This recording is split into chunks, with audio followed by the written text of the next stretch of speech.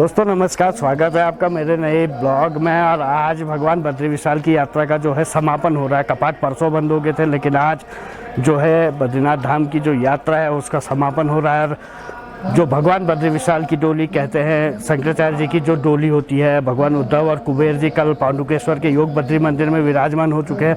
और आज जो आदि जगत गुरु शंकराचार्य जी की गद्दी है और मुख्य पुजारी रावल जी हैं, वो यहाँ पे पहुँच चुके हैं। ये गद्दी है और ये जोशीमठ का जो भव्य पौराणिक नरसिंह मंदिर है ये है, देख सकते हैं।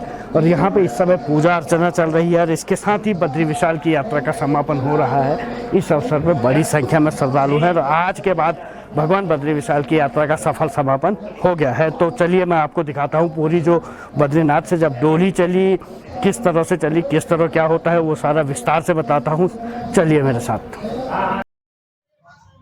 जगत गुरु शंकराचार्य जी की डोली अब जोशीमठ के नरसिंह मंदिर पहुंच चुकी है और यहाँ पे अब डोली का भव्य विशेष स्वागत किया जा रहा है। यहाँ पे बारी, जिन लोगों की यहाँ पे मंदिर में बारी होती है वही लोग इसे उठा के यहाँ तक लाते हैं और यहाँ से बद्रीनाथ जब कपाट खोलते हैं उस दौरान ले जाते हैं।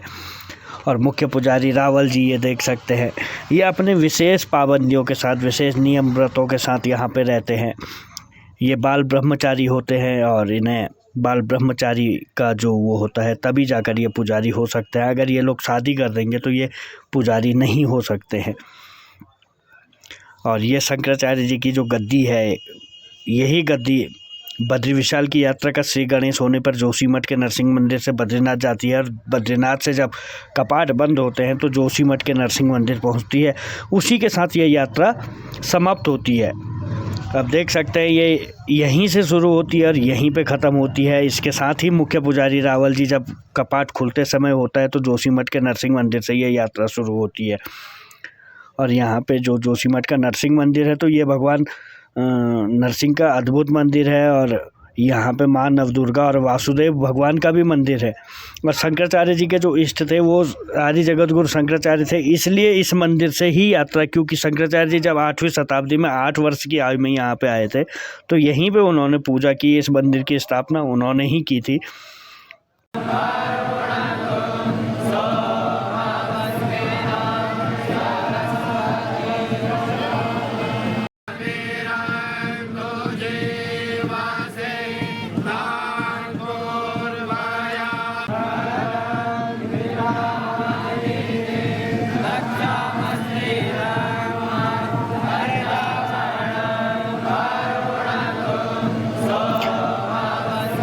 इसीलिए यहाँ से शंकराचार्य जी, क्योंकि बद्रीनाथ धाम की जो मूर्ति थी वो किसी ने उस दौर में 8वीं शताब्दी में नारद कुंड में फेंक दी थी, क्योंकि उस समय बौद्ध धर्म का बड़ा बोलचाला हो चुका था और सनातन धर्म पूरी तरह से लोगों का विश्वास उड़ चुका था। हर कोई उस प्रवृत्ति में चले गया था। लेकिन जब शंकराचार्य जी भगवान शिव के अवतार कहे जाते हैं, उन्होंने जब जन्म लिया, उसके बाद वो आए, केरल के कालड़ी में उनका जन्म हुआ था, तो वो वहाँ से यहाँ 8 वर्ष की आयु में आए। और जोशीमठ का जो ज्योतिर्मठ है, नरसिंह मंदिर के ऊपर, बाजार के ऊपर ज्योतिर्मठ मठ है एक, वहाँ पे आज भी कल्प वृक्ष मौजूद है, जिसके नीचे आदि जगत गुरु शंकराचार्य ने उस दौर में 8वीं शताब्दी में तपस्या की थी और वहीं पे उनको दिव्य ज्योति की ज्ञान की प्राप्ति हुई थी। आज भी परंपराएं जीवित हैं, सभी चीज़ देखने को साक्षात दिखाई देते हैं। उत्तराखंड इसीलिए देवभूमि कहा जाता है, क्योंकि यहाँ कण कण और पत्थरों में ही भगवान का वास है। मानने वालों के लिए सब कुछ है। और वही परंपरा पौराणिक काल से जो आ रही है वो आज भले ही भीड़ ज़्यादा है, लेकिन पहले जब उस दौर में जब ये यात्रा चलती थी तब सीमित लोग होते थे। तो वही चीज़ आज भव्य रूप ले चुकी है, लेकिन आस्था और परंपरा वही है। और यहाँ पे माँ लक्ष्मी को मनाने के बाद, क्योंकि भगवान बद्री विशाल की धर्मपत्नी लक्ष्मी है, भगवान विष्णु की धर्मपत्नी लक्ष्मी है, तो वहाँ पे भी उन्हें मनाया जाता है। इस समय माँ लक्ष्मी भगवान बद्री विशाल के साथ विराजमान है, तो यहाँ पे माँ लक्ष्मी की पूजा अर्चना की जा रही है। और इसके बाद ये यात्रा यहीं पे समापन हो जाएगा।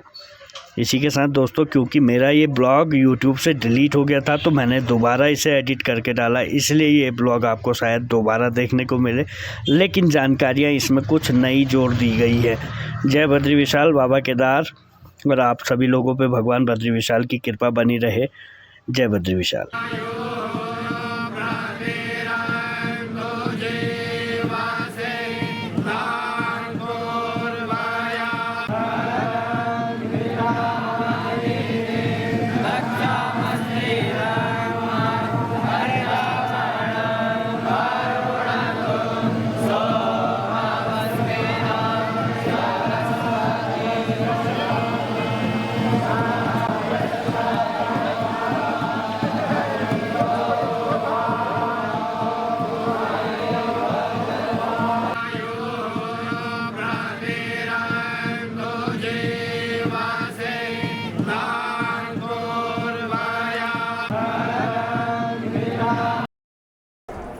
तो देखा ये था इस तरह से जो है भगवान बद्री विशाल की जो कपाट खुलते हुए यहीं से डोली शुरू होती है और कपाट बंद होते हुए यहीं पे डोली आने के बाद यात्रा को समापन किया जाता है। तो चलिए दोस्तों, इसी के साथ अब मिलते हैं अगले ब्लॉग में। चैनल को लाइक सब्सक्राइब जरूर कीजिएगा। जय बद्री विशाल, जय बाबा केदार। आप सभी पे भगवान बद्री विशाल और बाबा केदार की कृपा बनी रहे।